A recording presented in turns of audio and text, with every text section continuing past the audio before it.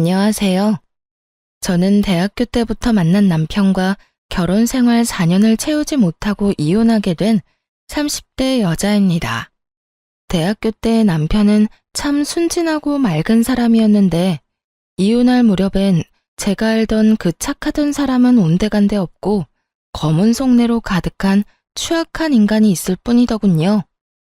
원래부터 그런 사람이었는데 제가 몰랐던 것인지 아니면 살다 보니 세상에 찌들어 변해버린 것인지 알 순 없지만 그 추악한 면모를 아는 순간 저는 이혼을 결심하게 되었습니다. 저의 결혼 생활부터 이혼까지 긴 이야기가 될 수도 있지만 함께 들어보실래요? 저와 남편은 앞서 말했듯이 대학교 때부터 만난 사이였어요. 전 학교를 졸업하며 좋은 기업에 취업을 하게 되었지만 그런 저와는 달리 남편은 번번이 면접에서 떨어지기 일쑤였어요. 남편은 저와 같은 회사를 다니기 위해 열심히 노력했고 전 그런 남편을 응원하며 남편의 뒷바라지를 하기 시작했죠. 그렇게 물심양면으로 남편의 취업 뒷바라지를 한 지 2년 끝에 남편은 드디어 저희 회사에 입사를 하게 되었고 남편의 합격 발표가 나던 날 저에게 프로포즈를 해 결혼까지 하게 되었던 것이었어요. 오랜 연애 끝에 한 결혼 생활. 3년. 딱 3년 행복했어요. 3년 차에 되던 해에 저는 임신을 하게 되었고 얼마 지나지 않아 유산까지 하게 되었습니다. 첫 아기를 잃은 슬픔에 저는 몸도 몸이지만 마음마저 많이 망가져만 갔고 잠시 회사를 휴직하고 쉬어가는 시간을 갖게 되었어요. 다른 것도 아닌 유산으로 인해 쉬는 것인데 그걸 가지고 시댁에서 말이 나오기 시작하더군요. 요즘은 맞벌이 해도 먹고 살기 힘들다고들 하던데 그렇게 쉬어도 되니? 저 이제 일주일 쉬었어요, 어머님. 그리고 쭉 쉴 거 아니고 어느 정도 회복되면 복직도 할 거고요. 저 하나 쉰다고 저희 집 망하면 그게 더 이상한 거 아닐까요?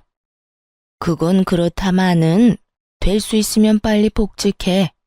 우리 아들이 힘들지 않니? 일주일이든 한 달이든 너는 이렇게 쉬면서 우리 아들 돈이나 펑펑 쓸 텐데 우리 아들만 밤낮 없이 고생하면 너무 불공평하지 않니? 원래 저의 도움으로 남편이 좋은 회사에 취업까지 하게 되었다며 저에게 잘 대해주던 시모였는데 제가 잠시 쉬게 되니 남편 돈으로 호의호식한다며 탐탁치 않아 하는 속내를 감추지 않고 표현하더군요. 남편이 취업을 준비하는 그 시간 동안 돈과 시간을 아낌없이 투자했던 저에게 그런 말을 하니 황당하기도 하고 섭섭하기도 했어요. 하지만 그 당시엔 제가 한마디를 하면 10마디, 20마디로 돌아오는 시모의 잔소리에 대꾸할 여력이 없었기에 그냥 대충 상황을 얼버무리며 넘어가곤 했습니다. 그런데 제가 가만히 참아주니 그래도 되는 사람이라고 느꼈는지 점점 말은 독해져만 갔고 결국 유산 이야기까지 입에 올리더라고요. 돈도 못 벌어오면서 유산까지 하고 우리 아들이 아주 상전을 모시고 사는구나.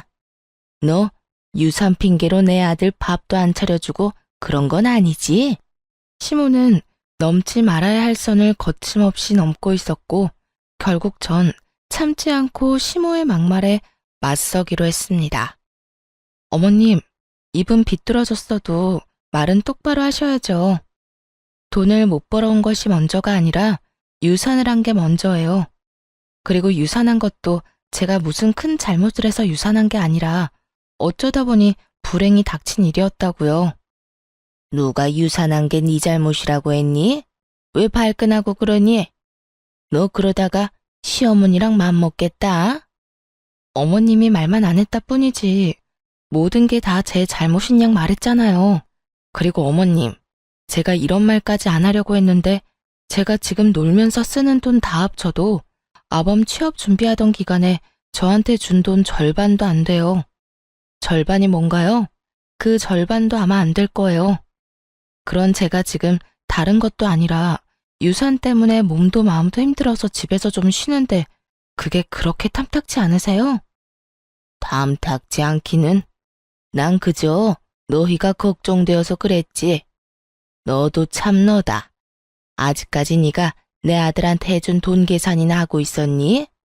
너 그렇게 안 봤는데 아주 계산적인 애였구나. 제가 계산적인 게 아니라 어머님이 저를 이렇게 만들고 계신 거예요. 그러니까 더 나쁜 꼴 보기 싫으시면 이런 상처되는 말은 하지 마세요. 아니, 이런 말로 저한테 상처 주실 거면 앞으로 연락 자체를 하지 말아주세요. 제가 하루라도 빨리 몸도 마음도 건강해져야 돈 벌러 회사에 나가지 않겠어요? 그러면 저는 할 말 다 했으니 이만 끊을게요. 시모의 노발대발하는 소리가 수화기 너머로 들려왔지만 저는 그냥 전화를 끊어버렸어요. 더는 그 말도 안 되는 독설을 들을 필요도 듣고 싶지도 않았기 때문이었죠. 그날 저녁 퇴근 후 돌아온 남편에게 저는 그간 쌓였던 울분을 토해내게 되었어요. 여보, 정말 어머님 너무한 거 아니야? 나한테 돈도 못 벌어오는 게 유산까지 했다고 구박하시더라. 그것뿐인 줄 알아? 당신이 힘들게 벌어오는 돈 놀고 먹으면서 써댄다고 아주 불만도 많으셔. 그랬어? 우리 엄마가 정말 그랬단 말이야? 아, 내가 진짜 당신 볼 면목이 없다. 내가 미안해. 정말 미안해. 당신이 나한테 어떤 사람인데 그런 말을 듣게 해서 미안. 당신이 잘못한 것도 아닌데 사과는 됐고 다신 어머님이 그런 말 나한테 하지 않게만 해줘. 당신이 잘 말 좀 해달란 말이야. 그래, 알겠어. 내가 엄마한테 다신 그러지 말라고 신신당부할게. 남편이 사과도 했고 시모가 다신 그러지 못하도록 잘 말하겠다기에 이를 키우지 않고 그냥 넘어가기로 했습니다. 그런데 시모가 정신을 차리지 못한 것인지 집으로 찾아오며 저를 괴롭히기 시작하더군요. 막상 찾아와서는 무언가 시킨다거나 말을 심하게 한다거나 피해가 되는 행동을 하진 않았지만 좋지 않았던 일도 있었던 터라 시모가 오는 자체가 불편한 건 사실이었어요. 하지만 그렇다고 해서 오는 사람을 아무 이유도 없이 못 오게 막을 수도 없는 노릇이었기에 적당히 시모와 시간을 보내고 돌려보내곤 했었죠. 그러던 어느 날 일이 터지고야 말았죠. 그날은 잠시 외출했다가 퇴근하는 남편을 만나 집으로 돌아온 날이었죠. 집에 들어서니 시모 혼자 집을 아주 엉망진창으로 만들어 놓고선 저희를 기다리고 있더라고요. 제 집처럼 밥도 잘 챙겨 먹었는지 설거지도 쌓여 있었고요. 주인 없는 안방에서 잠도 잤는지 이불도 헝클어져 있었죠. 처음 5초가량은 이게 도무지 무슨 상황인지 판단 자체가 서지 않더군요. 그것도 잠시 시모의 웃으면서 왔냐는 말에 정신이 차려지며 상황 파악이 되었고 곧바로 남편을 쳐다봤어요. 문을 열어줄 사람이 없는데 시모가 집에 떡하니 들어와 있다는 것은 분명 남편이 비밀번호를 알려줬을 거란 확신 때문이었죠. 하지만 제 눈빛을 읽은 남편은 손사래까지 치며 아니라고 억울함을 호소하기 시작하더군요. 나 진짜 아니야. 난 엄마한테 비밀번호 같은 거 안 알려줬어. 내가 미쳤다고 그런 걸 당신이랑 상의도 없이 알려줬을까봐. 남편은 절대 아니라며 손사래를 계속해서 치고 있었고 그럼에도 제가 남편을 계속 보고 있으니 시모가 나서 자초지종을 설명해 주더라고요. 괜히 우리 아들 잡을 필요 없다. 우리 아들 말처럼 나 비밀번호 누르고 들어온 거 아니다. 저번에 왔을 때 보니까 마스터키가 수납장 안에 있길래 내가 미리 챙겨놨어. 오늘도 그걸로 열고 들어왔어. 그러니까 내 아들 좀 그만 쳐다보려무나. 그러다 귀한 우리 아들 얼굴 뚫리겠어. 시모는 자신이 어떤 짓을 한지도 모르는 채 당당한 태도였고 전 점점 화가 치솟고 있었어요. 제 표정은 점점 굳어져만 갔고 표정이 굳어지면 굳어질수록 남편은 제 눈치를 살피느라 바쁘더라고요. 시모는 그런 남편의 모습에 화가 난다는 듯 저에게 삿대질까지 하며 애먼 저를 잡아대기 시작하더군요. 넌 도대체 평소에 우리 아들을 얼마나 쥐잡듯이 잡아댔으면 저렇게 네 눈치를 보는 거야? 너 혹시 내 아들 숨도 못 쉬게 잔소리 퍼부으면서 사는 거니? 그런 거야? 시모는 저에게 득달같이 따져묻기 시작했고, 전 그런 시모의 모습에 인내심이 바닥을 치는 소리가 들려오더군요. 어머님, 이 상황엔 평소 제가 잔소리를 하든 말든 그런 것과는 상관없이 제 눈치를 살펴야만 하는 상황이에요. 저희도 없는 집에 그것도 시어머니가 허락도 없이 마구잡이로 들어와서 집 꼴을 이렇게나 엉망진창으로 만들어놨는데 남편이 제 눈치를 살피지 제가 남편 눈치를 살펴야 할까요? 허락? 내가 지금 허락도 없이 너희 집에 들어와서 기분이 나쁘다. 이거니 지금? 네, 좋을 리는 없잖아요. 그러니까 가지고 가신 마스터키 당장 주시고 다신 이러지 마세요. 앞으로 오시려거든 연락하고 오라고요. 저는 시모가 허락도 없이 가지고 간 마스터키를 돌려달라고 했고 시모는 절대 싫다고 하며 들고 있던 마스터키를 가방에 쏙 넣어버리더군요. 내가 왜? 난 절대 못 준다. 여긴 우리 아들 집이야. 우리 아들 집에 내가 오겠다는데 네가 무슨 권리로 나를 오지 못하게 하는 거야? 시모의 입에서 권리라는 단어가 나오는데 정말 기가 막히더라고요. 저와 남편이 마련한 집에 도대체 어떠한 이유로 시모가 권리를 주장할 수 있는 것인지 여러분은 이해가 되시나요? 텔레비전에서나 보던 개념 집 나간 시모를 실시간으로 눈앞에서 보고 있는데 정말 황당함 그 자체였어요. 지금 저한테 권리를 따지고 드는 거예요? 이 집, 저랑 남편이랑 정확히 반반 내고 마련한 집이에요. 그러니까 권리가 있다면 어머님보다 제가 더 있지 않겠어요? 전 어머님이 이런 식으로 허락도 없이 들락날락하는 거 너무 싫습니다. 그러니 키 당장 주세요. 싫다고 분명 말했다. 그러면 이렇게 하면 되겠네. 네 말대로 절반은 네 집, 절반은 내 아들 집이니 앞으로는 들어와서 절반만 사용하면 되지 않겠어? 그러면 됐지? 지금 그걸 말이라고 하세요? 집이 무슨 사과도 아니고 반쪽 딱 가른다고 그게 딱 갈라지나요?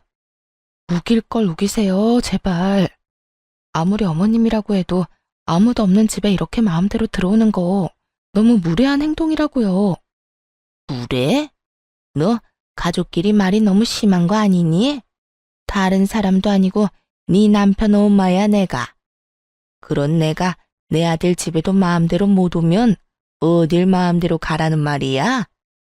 어딜 마음대로 가기는요. 어머님 집 있잖아요. 거기나 마음대로 다니시고 저희 집엔 이런 식으로 마음대로 오지 마세요. 감정이 격해진 시모와 저는 언성까지 높이며 싸우게 되었고 점점 더 심각해지자 남편이 시모를 끌고 집에서 나가더라고요. 그렇게 시모가 가고 난 후 전 곧바로 사람을 불러 도어락 자체를 바꿔버렸어요.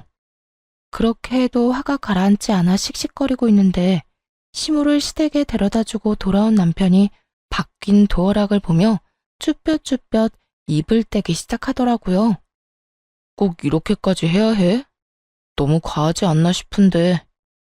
전 기가 막혀 콧방귀를 끼며 하나도 치우지 않아 여전히 엉망인 집을 가리키며 쏘아붙여 주었죠. 과한 건 내가 아니라 어머님이야. 입장 바꿔서 생각해봐. 어머님이 아니라 우리 엄마가 집 키를 허락도 없이 가지고 가서 시도 때도 없이 들락날락거리면 당신 같으면 어떤 기분일 것 같은데? 이래도 내가 과한 처사라고 생각해? 남편은 깊이 생각해 볼 것도 없이 그건 싫었는지 미간을 찌푸리며 아무런 말도 하지 않고 있었고 전 그런 남편에게 더 단호하게 한마디 해주었어요. 어머님 말리지 못할 것 같으면 아무런 말도 하지 마. 나 지금 당신이 생각하는 것보다 훨씬 더 많이 화났으니까. 전 다른 건 몰라도 아무도 없는 집에 시모처럼 당연하다는 듯 오가는 행동은 이해할 수도 이해할 생각도 없었으므로 더욱 단호하게 대처하기로 한 것이었어요. 다음 날 제 예상과 같이 시모는 다시 저희 집을 찾아왔고 그날은 제가 외출을 하지 않고 집에서 시간을 보내던 중이었어요. 밖이 어수선하다 싶더니 아니나 다를까 시모는 벨도 누르지 않고 문을 열려고 하고 있었고 한참을 문과 실랑이 하던 시모는 그제야 도어락이 바뀌었다는 걸 알았는지 큰 소리의 욕설과 함께 통화하는 소리가 들려오더라고요. 여기요. 문 좀 열려고 하는데 언제쯤 올 수 있어요? 오면 바로 열 수는 있나요? 문을 뜯어내든 부수든 아무런 상관없으니까 빨리 와서 이 문 좀 열어주세요. 시모는 열쇠집에 전화를 해 문을 뜯어달라고 요구하고 있었고 기가 막혔던 전 바로 현관문을 열어버렸어요. 저와 시모는 눈이 마주쳤고 시모는 전화를 그냥 끊더니 태연하게 이렇게 말하더라고요. 아무래도 네가 안 열어줄 것 같아서 아예 문을 뜯어내고 들어가려고 했더니 왜 열었니? 문 뜯길 때까지 기다리지. 하여튼 요즘 것들 버릇없다고 하더니 시험이 못 오게 도어락을 바꿔? 어디서 배운 건방진 짓거리야? 내가 말했지. 내 아들 집에 내가 마음대로 오는 건 당연한 거라고. 도대체 몇 번을 말해야 알아들으시겠어요? 이 집엔 어머님이 마음대로 오갈 수 있는 그 어떠한 권리도 없다니까요. 이 집의 주인은 남편과 저예요. 아무리 어머님이 제 남편의 친엄마라고 한들 저희의 보금자리까지 마음대로 할 권리는 없다고요. 내가 된다고 하면 되는 거고 내가 하겠다고 하면 너는 그저 입 다물고 내 뜻에 따르면 되는 거야. 어디 며느리가 시어미한테 눈 똑바로 뜨고 큰 소리야. 하여튼 도어락 원래대로 해놓지 않으면 다음번에 이 문짝을 다 뜯어내버릴 테니 그런 줄이나 알아.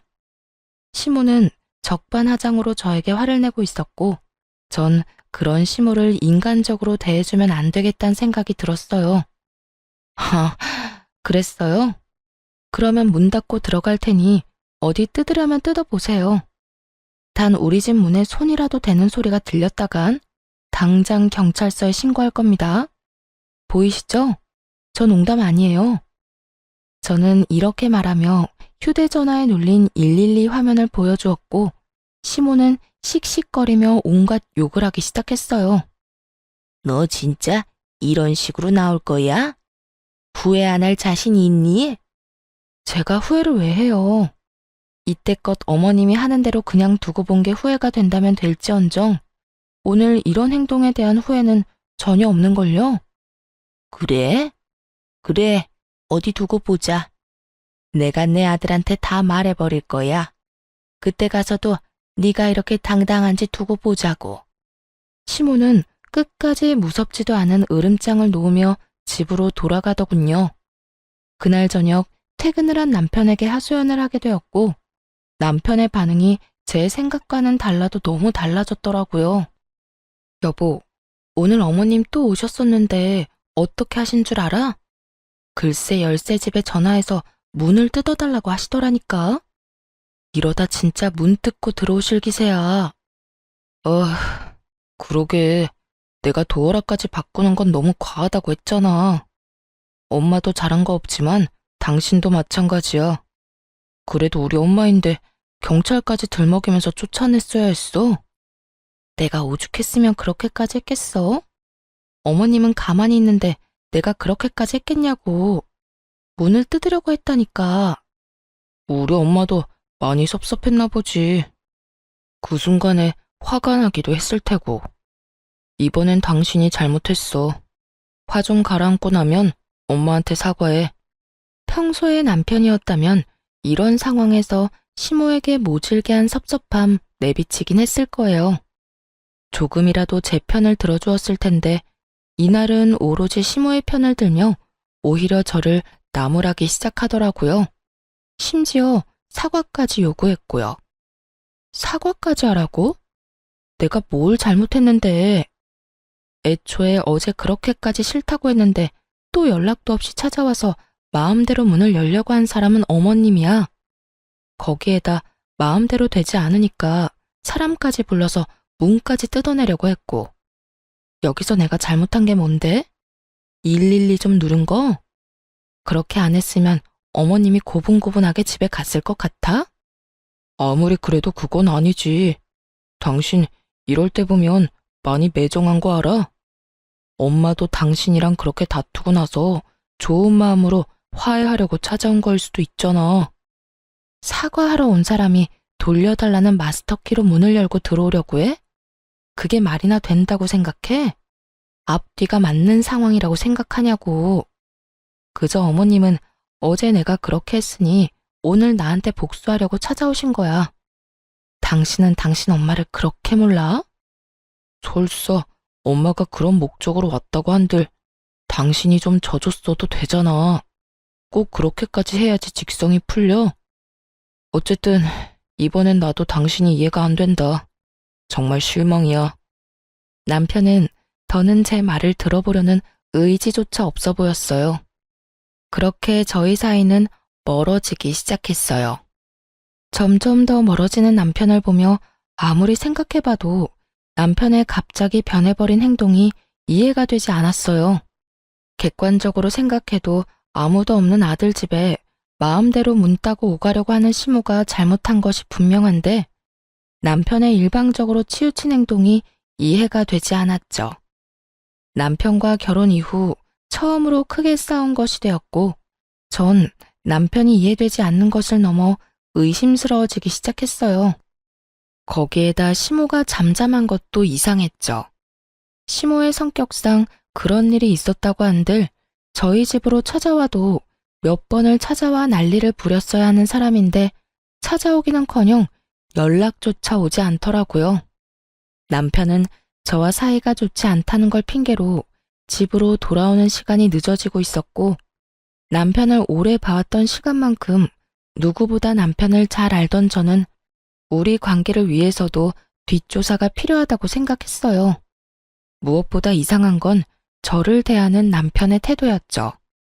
여보, 요즘 너무 늦는 거 아니야? 야근을 강요하는 회사도 아닌데 이렇게 늦게까지 뭐 하다 오는 거야? 알아서 뭐하게? 어? 나는 걱정되어서 그렇지. 요즘 우리 사이 안 좋은 것 때문에 일부러 이렇게 늦게 들어오나 싶어서. 잘 알고 있으면서 묻기는 왜 물어? 당신 말대로 당신이랑 나랑 요즘 사이도 안 좋은데 집에 일찍 들어와봤자 기분밖에 더 상해? 그래서 밖에서 친구들도 만나고 만날 사람 없으면 혼자 걷다가 오는 거니까 신경 쓰지 마. 그러지 말고 우리 화해하자. 우리 문제로 싸운 것도 아니고 어머님 문제로 일어난 싸움 이렇게까지 길게 끌고 가봤자 우리한테 남는 게 뭐야? 당신도 편한 집 두고 밖으로 나돌게 되고 나는 집에서 그런 당신 걱정하게 되고 서로한테 이로울 게 없잖아. 당신한텐 이 문제가 그렇게 간단할지 몰라도 나는 이번 일을 계기로 당신한테 정다 떨어졌어. 한동안은 당신이랑 멀리하고 싶다고. 그러니까 그런 줄 알고 나한테 신경 쓰지 마. 이렇듯 남편은 저와의 관계 개선에 대해 전혀 의지가 없어 보이더라고요. 결국 전 흥신소의 남편을 의뢰하게 되었고 흥신소의 연락을 기다리고 있었죠. 그렇게 애가 다 타도록 연락을 기다리는 와중 평소 가까이 지내던 부장님에게 연락이 왔더라고요. 이제 복직을 슬슬하면 어떻겠냐고요. 부장님과 대화를 나누어 본 저는 복직을 결정하게 되었고 복직을 준비하는 와중 흥신소에서 연락이 왔더라고요. 안녕하세요, 사모님. 이게 바깥분께서 외도를 저지르고 있던 게 맞더라고요. 상대는 같은 회사 다니고 있는 여자로 1년 가까이 만나온 것으로 추정되고 점심시간에도 함께 시간을 보내며 일 이야기도 나누는 걸 보니 남편분께서 상간녀에게 많은 도움을 주고 있는 것으로 보였습니다. 자세한 건 파일로 보내드릴 테니 한번 확인해 보시고요. 더 궁금한 점 있으면 연락해 주세요. 전화를 끊고 난 후 떨리는 손으로 파일을 열어보니 정말 가관이더라고요. 남편과 함께 회사에 다닌다던 상간녀의 정체는 다름 아닌 제가 회사에 다니던 때 제일 아끼던 후배로 제가 여러모로 도움을 많이 줬던 후배였어요. 1년이라고 하면 시모와 제가 그런 일이 일어나기도 전이었는데 그때부터 남편은 외도를 저지르고 있었다니 정말 기가 다 막혔어요. 두 사람은 일을 하며 가까워졌는데 남편이 주로 상간녀의 일을 도와주고 있었다고 하더라고요. 알아보니 제가 휴직을 하고 난 후 회사에서 남편과 상간녀의 일 처리 능력이 향상되었다고 다들 칭찬이 자자했다고 하더군요. 참 헛웃음이 다 나더라고요. 그건 역시 남편이 저에게 도움을 구하면 제가 조언을 하며 도움을 줬고 제 조언대로 남편은 처리했을 뿐인 상황이었어요. 정리하자면 남편은 저에게 도움을 얻고 상간녀는 남편에게 도움을 얻으며 회사에서 자리 잡고 있었던 것이었죠. 제 뒷바라지를 받으며 제 덕에 취업을 한 남편놈이 이젠 내 덕에 외도까지 저지르고 있었다는 사실을 알고 나니 두 연놈을 가만두면 안 되겠더라고요. 그렇게 복수를 계획하며 이혼을 준비하는 사이 복직 날짜가 다가왔고 전 서류들을 준비해 남편도 모르게 회사로 출근을 했어요. 출근을 하니 회의실에서 남편이 발표를 하고 있더군요. 1년을 이끌어갈 신규 사업 기획에 대해 발표하고 있었는데 전 그 회의실로 지체하지 않고 들어가 그 회의를 멈춰버렸죠. 잠시 멈추시죠? 갑작스러운 저의 등장에 남편은 크게 당황한 눈치였고 상간녀 역시 저와 남편의 눈치를 살피느라 바쁘더군요. 전 오래전부터 준비한 자료들을 직원들에게 보여주며 준비한 말을 꺼내기 시작했어요. 애초에 이건 제가 오래전부터 준비했던 아이디어인데 왜 차대리가 발표를 하고 있는 걸까요? 차대리, 이유가 뭘까요? 그래요. 부장님이 갑작스럽게 연락이 와 복직을 권했던 이유는 다름 아닌 이것 때문이었어요. 남편은 저도 모르게 제 노트북에서 제가 오랜 시간 동안 공들여 기획 중이던 아이디어를 마치 본인의 아이디어인 양 회사에 제출했고 제가 이 아이템을 구상하던 당시 함께 머리를 모았던 부장님이 저에게 연락을 줬던 것이었죠. 자료를 보니 상간녀도 팀원으로 이름이 올라와 있던 것으로 보아하니 상간녀 역시 모든 사실을 알고도 묵인하고 있었던 것이었어요. 저는 모든 사실을 알리며 남편에게 어떻게 된 일인지 물었고 당황한 남편은 그게 무슨 소리냐며 자신의 아이디어라고 딱 잡아떼기 시작하더군요. 그게 무슨 말씀이세요? 이건 제가 오랫동안 생각하고 기획한 제 아이디어라고요. 혹시 제 노트북 보셨나요? 제 노트북에도 이런 자료를 저장한 것이 있는데 그걸 그대로 뽑아와서 이러는 거 아니냐고 묻는 겁니다. 차대리야말로 제 노트북에서 이 기획을 훔쳐간 거겠죠. 양심도 없이 이게 무슨 짓입니까? 제가 그랬다는 증거라도 있어요? 내가 이 기획안을 훔쳤다는 증거라도 있냐고요. 뻔뻔하기 그지없는 남편은 끝까지 발뺌을 하며 증거 타령을 하고 있었고 전 그런 남편에게 콧방귀를 끼며 이렇게 말해주었습니다. 증거는 없고 증인은 있는데요. 생각을 좀 해보세요. 하필 차대리가 이 발표를 하는 날 하필 제가 이렇게 복직을 해서 회사에 나왔는데 그게 다 우연이라고 생각해요? 증인이라니 설마... 네, 맞아요. 부장님께 연락받았어요. 저하고 부장님이 함께 기획하던 아이디어인데 차대리가 떡하니 차대리 이름 붙여서 기획서 올렸다고요. 그러니 내가 편안히 쉴 수가 있었겠어요? 그게 부장님이랑 짜고 거짓말하는 걸 수도 있잖아요. 두 사람 워낙 친하니까 나 물먹이려고 거짓말하는 건지 어떻게 알아요? 다들 믿지 마세요. 이건 전부 거짓말이라고요. 남편은 끝까지 이상한 소리를 해대고 있었고 그때 프로젝트를 진행하게 되면 함께하려 했었던 직원들이 나서주기 시작했어요. 저도 증인이에요. 저도 그 프로젝트 시작하게 되면 참여할 수도 있다고 기획안이랑 다 살펴본 적 있거든요. 그래서 차대리님이 이 기획서로 발표하실 때 이상하다 하긴 했어요. 저도요. 저 역시 기획안 본 적 있어요. 여러 사람이 제 말에 힘을 실어주고 있었고 남편은 더는 우길 수가 없다 싶었는지 붉어진 얼굴을 하고선 저를 회의실 밖으로 끌고 나와버리더군요. 당신, 내가 잘 되는 게 그렇게나 꼴 보기 싫었어? 아무리 그래도 그렇지 이건 너무하잖아. 당신이 이딴 식으로 나오면 내가 앞으로 회사 생활을 어떻게 해? 좋은 게 좋은 거라고 당신 노트북에서 묵혀 없어질 바엔 나라도 이렇게 꺼내주면 오히려 고마워해야 하는 거 아니냐고. 남편은 말도 안 되는 개소리를 참 뻔뻔하게도 내뱉더군요. 그리고 이 일이 잘 됐으면 내 진급은 따놓은 당상일 텐데 그렇게 됐으면 나만 좋아? 당신도 좋았을 거 아니야. 부부는 일심동체라고. 내가 좋아지면 당신도 당연히 좋아질 텐데 당신 때문에 다 망쳤잖아. 그나마 남아있던 미운 정마저 다 떨어져 나가는 느낌이 다 들더라고요. 야, 너 지금 이상한 생각을 하고 있는가 본데 그게 네 머리에서 나온 거 아니고 내가 몇 달을 고심해서 구상해낸 내 아이디어야. 그런 걸 훔쳐가서 네 거인 거 마냥 발표까지 하다 들킨 주제 뭐? 나 때문에 다 망쳐? 정신 좀 차려. 아무리 부부 사이더라도 남의 아이디어 훔쳐가는 건 하면 안 되는 행동이야. 넌 초등학교 졸업도 못했니? 이런 건 초등학생 때 다 배우지 않아? 뭐야? 너 말 다 했어? 넌 그게 남편한테 할 말이야?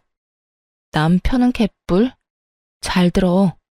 내가 100번 1000번 양보해서 이해한다고 한들 그건 네 말처럼 네가 내 남편이고 우리가 부부 사이일 때나 이해 가능한 거야. 우리는 앞으로 부부 사이가 아닐 테니까 난 절대 이 일 그냥 넘기지 않을 테고 말이야.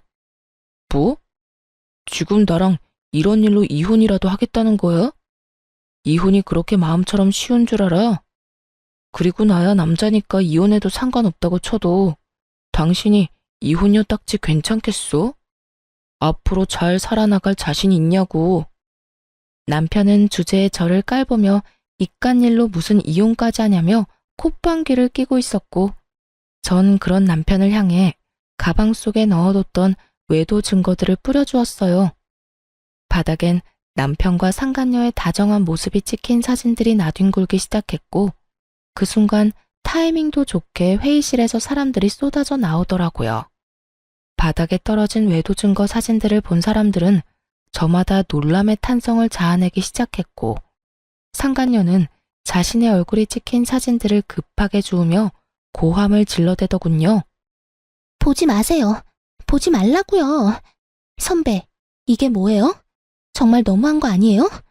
이런 걸 이렇게 공개적으로 뿌리면 어떻게 하자는 거예요? 왜?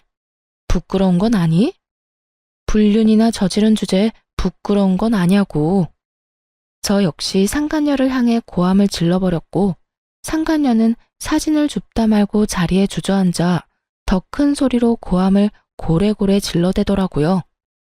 우리 사이에 꼭 이렇게까지 해야 했어요? 꼭 이렇게까지 끝장을 봐야 했냐고요. 굳이 이렇게 하지 않아도 되는 일이잖아요. 우리 사이? 그래, 우리 사이 좋았지.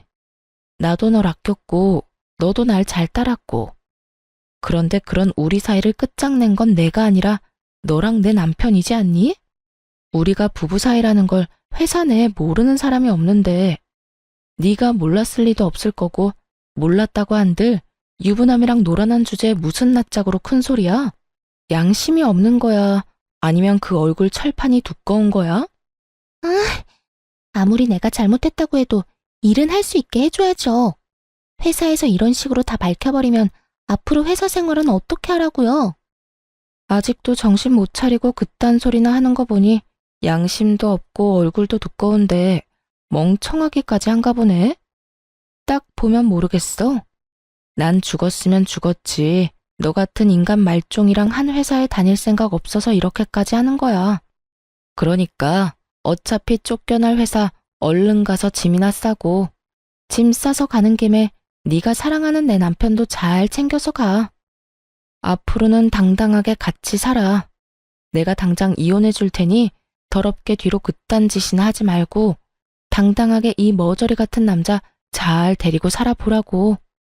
상간녀는 제 말에 씩씩거리며 저를 노려보고 있었고 남편놈은 이러지도 저러지도 못한 채 가만히 있더라고요.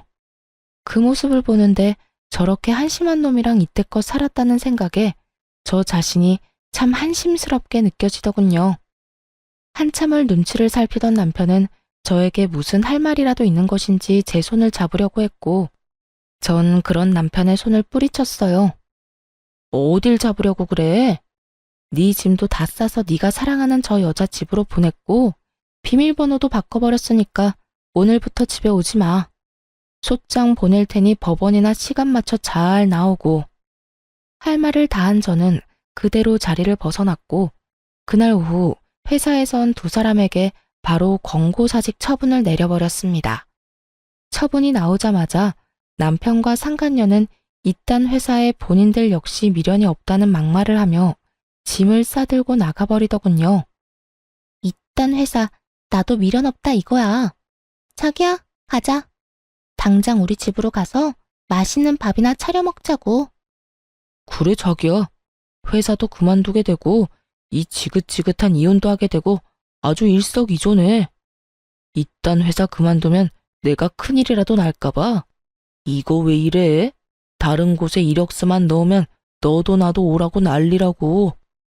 두 사람은 저에게 들으라는 듯이 자기라고 서로를 칭하며 나가버렸고, 전 그저 시간이 빨리 가 이혼만 끝나길 바라고 또 바랐습니다. 그렇게 저는 좀 더 쾌적한 회사 생활을 하며 이혼을 진행하게 되었고, 재산 분할부터 해서 두 사람에게 위자료까지 받고 성공적으로 이혼할 수 있었습니다. 이혼을 하고 난 후 얼마 지나지 않아 두 사람이 바로 재혼을 했다는 소식을 듣게 되었는데, 그 행복도 오래가지 못한 것 같더라고요. 재혼 소식을 들은 지 3개월도 채 되지 않아 뻔뻔하게 상간녀에게 연락이 왔으니까요. 무슨 일이야? 나한테 더 남은 할 말이 없는 걸로 아는데. 선배, 나 미칠 것 같아요. 선배 때도 그랬어요? 글쎄 어머님이 계속 우리 집에 연락도 없이 찾아온다고요. 비밀번호 알려달라고 하는 거 안 알려줬더니 마스터키를 찾아내서 문을 막 열고 들어오는데 미칠 것 같다고요. 전 시모의 한결같은 그 개념 없는 행동이 그 순간엔 고맙기까지 하더군요. 상간녀의 말을 들어보니 전 시모는 여전히 아들 집을 제 집처럼 생각하고 있었고, 이번엔 먼저 비밀번호를 알려달라는 요구를 했다고 하더군요. 하지만 그것이 거부당하자 저에게 했듯이 마스터키를 찾아내서 아들 집을 제 집처럼 오가고 있었던 것이었어요. 하지만 상간녀 역시 이런 일을 당하고 있을 사람은 아니었어요. 그래서 그 말 하려고 나한테 전화한 거야? 아니요. 선배 때는 어땠나 해서요.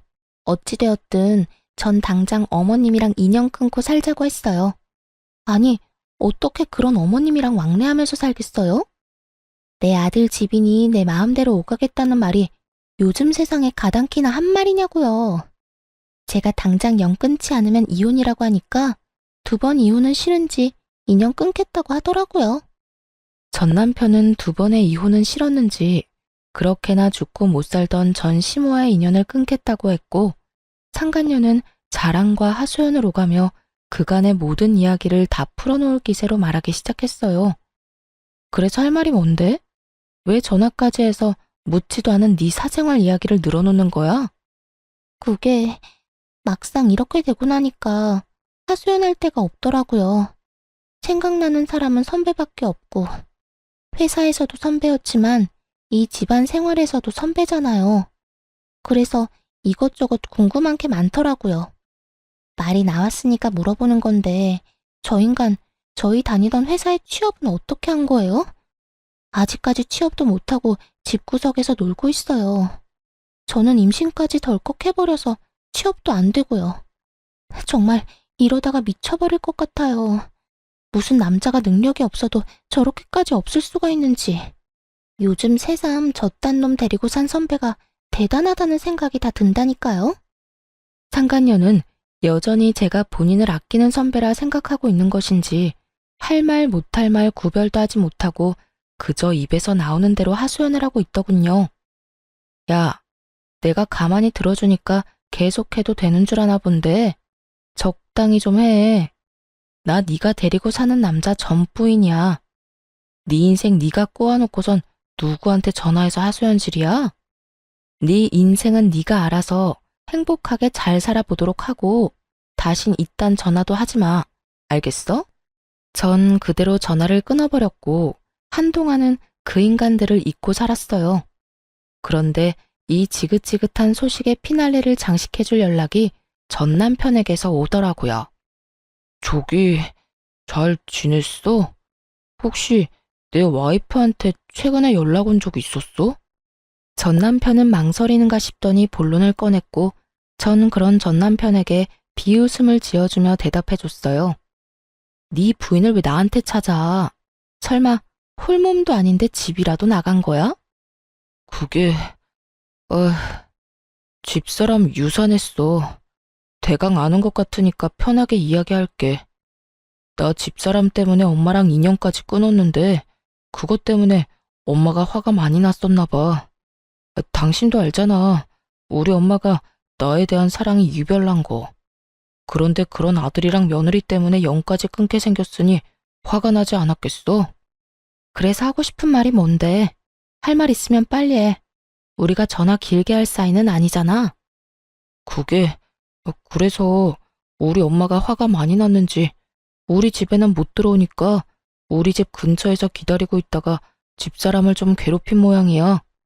처음엔 말로 하다가 점점 감정이 과격해지면서 손까지 올린 모양이더라고. 그것 때문에 임신 초기였던 집사람은 유산까지 해버렸고 말이야.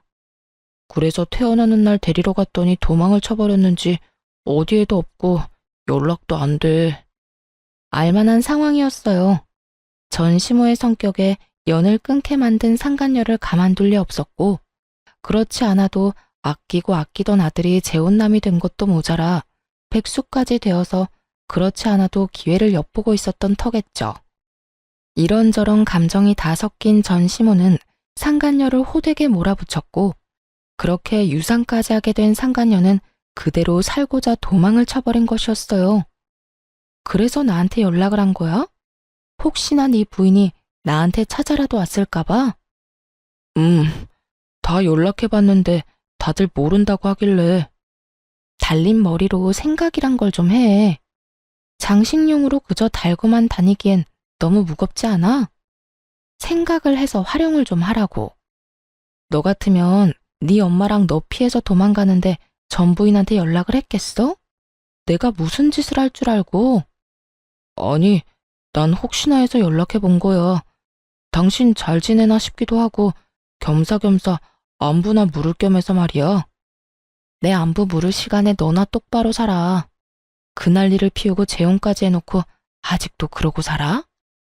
네가 마누라를 지킬 수나 있니? 네 애를 지킬 수나 있니? 제발 정신 좀 차리고 살아. 무슨 말을 그렇게까지 하냐? 나라고 뭐 속이 편한 줄 알아? 그런 일이 일어난 걸 나보고 어떻게 하란 말이야. 그리고 집사람이 그렇게 쉽게 유산될 줄 남들 알았겠어? 다 됐고. 네 가족은 네가 알아서 찾고 나한테 다시는 연락도 하지 마.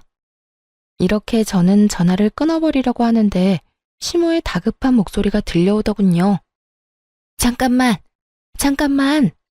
여보세요. 끊었니? 여보세요. 말하세요. 아직 안 끊었네.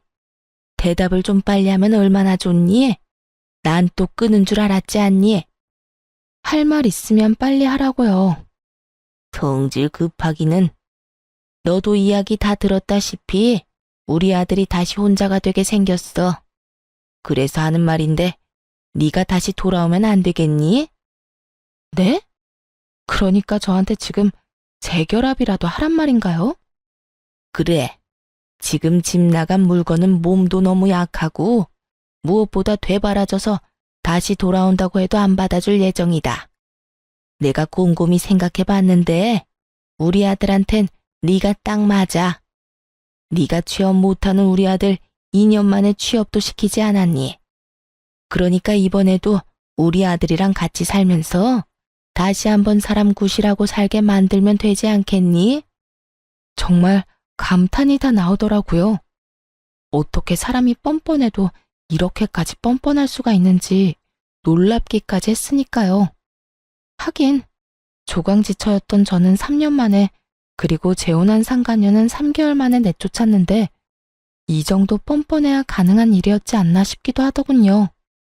대답을 목이 빠지라 기다리는 듯 했고, 전 그런 전시모에게 크게 한 방 먹여주기로 했어요. 아줌마, 잘 들으세요. 아줌마 같은 인간이랑 가족으로 다시 엮일 바엔 평생 혼자 살 거네요. 뻑하면 아들 집이 내 집이다 하고 찾아오질 않나. 못 들어오게 하면 문을 뜯어낼 거라고 하질 않나. 그것뿐이에요. 아들하고 며느리 사이의 이간질은 물론이고 이번엔 뱃속의 손주까지 그 손으로 잃게 했다면서요. 그런 아줌마 며느리를 다시 하라고요? 내가 어떻게 이혼했는데 그 짓을 다시 하러 제 발로 가겠어요? 정신 차리세요. 정신 차리는 김에 아들 재혼도 못하게 하고요. 또 누구 인생 망치려고 아들 재혼을 시켜요? 그냥 그 능력도 없는 놈 끼고 평생 사세요. 시모는 입에 담지도 못할 욕을 하기 시작했고 마지막으로 으름장을 놓고 전화를 끊어버렸어요. 아줌마나 아줌마 아들이나 다신 나한테 전화하면 이번에야말로 경찰에 신고할 테니 그런 줄 알고 끊어요. 그렇게 전화를 끊어버린 후 저는 바로 번호를 바꿔버렸어요. 제가 알기론 퇴직금도 저에게 위자료로 주고 신혼집도 빚을 내서 마련한 집일 텐데 빚쟁이가 된 아들을 꼼짝없이 안고 살게 된 전시모나 빚쟁이 백수가 되어버린 전남편이나 인생이 제대로 꼬여버린 상간녀까지 그 앞날이 참 시궁창이었겠다 싶었네요. 그 후 전 회사에 다니며 잘 지내고 있어요. 한동안은 저의 이혼 스토리 때문에 떠들썩하긴 했지만 이젠 시간이 꽤 흘러 그 이야기를 꺼내는 사람은 없네요. 전 올해 진급을 했고 여전히 혼자인 채로 지내고 있습니다. 혼자인 자유를 만끽하고 있다고나 할까요? 주말엔 집에서 온종일 잠을 자며 충전의 시간을 갖기도 하고 혼자 영화를 보러 다니고 여행도 다니며 아주 만족스러운 시간을 보내고 있어요. 가끔 외로워질 때도 있지만 가끔 느껴지는 그 외로움마저 행복하게 느껴지는 걸 보면 이혼 참 잘했다고 생각하기도 해요. 앞으로도 전 저만의 인생을 위해 살아갈 예정이에요. 더는 누군가를 위해 헌신하는 것이 아닌 제 행복, 제 안위만을 위해 두 번째 인생을 멋지게 살아가 보려고요. 이로써 저의 긴 사연은 끝이 났네요. 긴 글 함께 해주신 분들 감사합니다.